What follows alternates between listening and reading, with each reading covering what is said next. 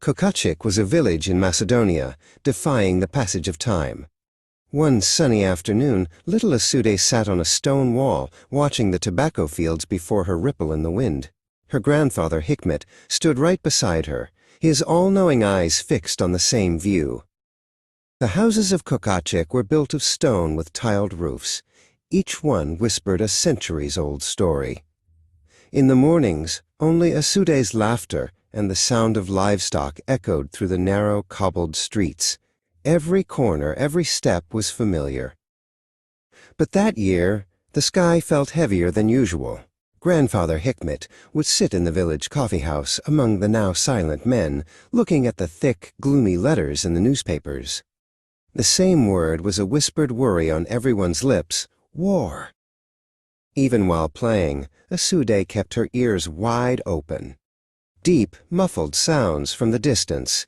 These sounds were breaking the peaceful sleep of Kocacık, tightening their hearts like the ticking of an old clock. The fear of the unknown was like a mist settling over the village.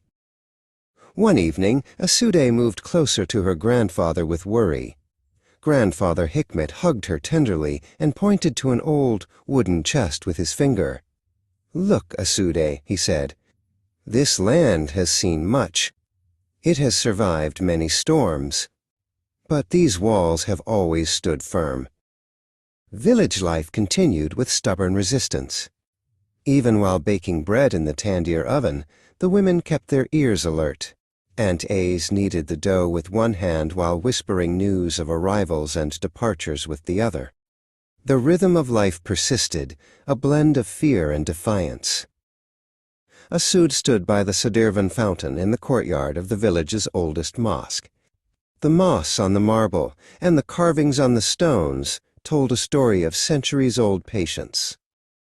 Every stone seemed to whisper, "We were here, and we will remain here." Then the inevitable happened. The sound of cannons ceased. A dreadful silence fell. The war had swept through Kocacık like a storm, leaving behind only a new border, a new order, and an indescribable weariness. The lines on Grandfather Hikmet's face had deepened further. Asude was now a young woman.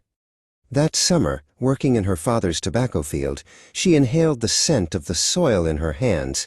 This scent was the only thing that hadn't changed.